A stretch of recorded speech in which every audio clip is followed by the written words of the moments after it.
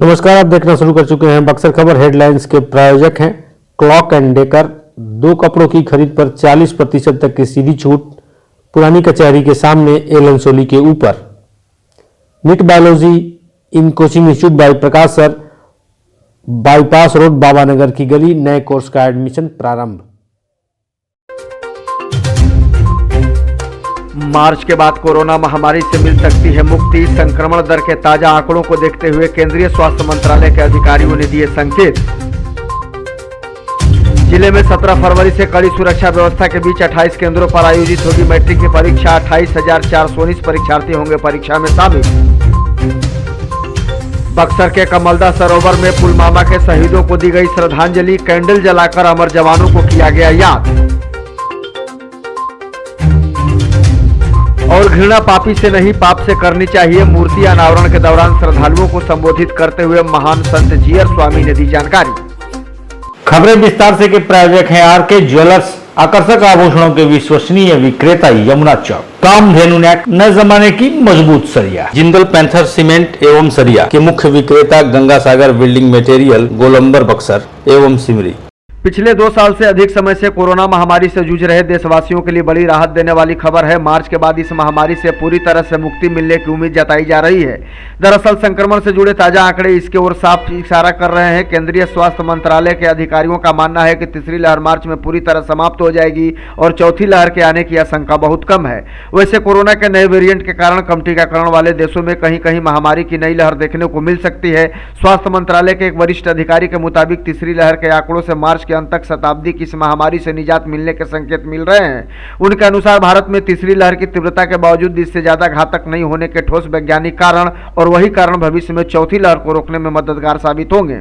17 फरवरी से प्रारंभ हो रही मैट्रिक की परीक्षा में इस बार 28,419 परीक्षार्थी शामिल होंगे। इसके लिए जिले के बक्सर एवं डुमरांव अनुमंडल में 28 परीक्षा केंद्र बनाए गए हैं। 2 पालियों में होने वाली परीक्षा को लेकर विभाग तैयारियों में जुटा हुआ है। जिला सूचना एवं जनसंपर्क पदाधिकारी विनोद कुमार सिंह के मुताबिक इंटरमीडिएट परीक्षा की तर्ज पर जिले में मैट्रिक की परीक्षा का आयोजन भी कड़ी सुरक्षा व्यवस्था के बीच होगा ताकि परिंदा भी पर नहीं मार सके।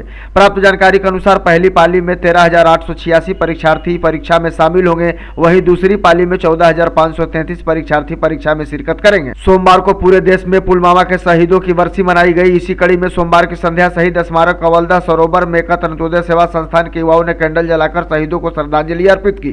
जानकारी देते हुए गुट्टी तिवारी ने बताया कि पुलवामा हमले में शहीद हुए मां भारती के वीर सपूतों को श्रद्धा सुमन अर्पित कर हमने उनके बलिदान को याद किया है। साथ ही साथ इस वाकया को दुखद बताते हुए ईश्वर से भारत में सदैव शांति स्थापित रहने की कामना की। संस्था के प्रभारी हिमांशु यादव ने कहा कि यह दिन भारतीय इतिहास में काला अध्याय का दिन है। पुलवामा का आतंकी हमला हमें हमेशा याद रहेगा। जो शहीद हुए वह अमर हो गए। चौसा बक्सर मुख्य मार्ग पर चौसा बाजार के पास स्थित दुर्गा मंदिर के समीप तेज रफ्तार ट्रक ने बाइक सवार एक दंपति को जोरदार टक्कर मार दी। हादसे में बाइक पर सवार महिला की ट्रक के चपेट में आने से मौके पर ही दर्दनाक मौत हो गई, जबकि वहीं इस हादसे में पति और पुत्र गंभीर रूप से जख्मी हो गए।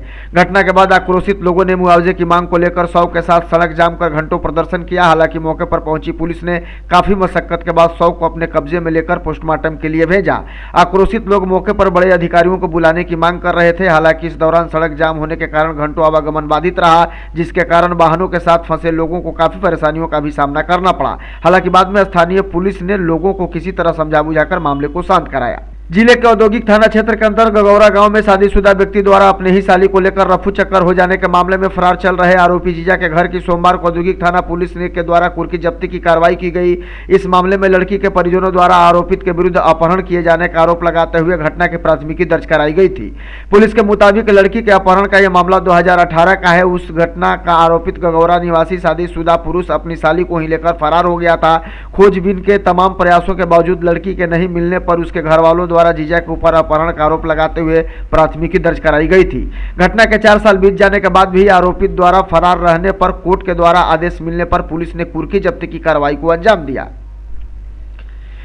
घृणा पापी से नहीं बल्कि उसके पाप से करनी चाहिए। अगर पापी व दुराचारी व्यक्ति भी गलत कार्य और पाप को त्याग कर देता है तो वह महान बन सकता है। मानव जीवन में नीति के साथ साथ नैतिकता का भी बहुत आवश्यकता होती है। पहले के लोग नीति के साथ साथ नैतिकता को ही जीवन का आधार मानते थे, लेकिन फिलहाल नीति तो है लेकिन नैतिकता का घोर अभाव दिख रहा है। उक्त बातें परम संत जीयर स्वामी जी महाराज ने सोमवार को डुमराव अनुमंडल क्षेत्र के कोपुआ गांव में मूर्ति अनावरण के बाद उपस्थित श्रद्धालु भक्तजनों को संबोधित करते हुए ये बातें कही। उन्होंने कहा कि जो व्यक्ति धर्म को जानते हुए अधर्म के मार्ग पर जीवन जी रहा है वह मनुष्य पापी ही कहलाता है। उन्होंने कहा कि इस दुनिया में आना और जाना तो लगा रहता है, लेकिन जो अपने बेहतर कार्य, दायित्व और कर्तव्य से गांव, समाज और राष्ट्र के उत्थान में अपनी भागीदारी सुनिश्चित कराए वही व्यक्ति महान होता है।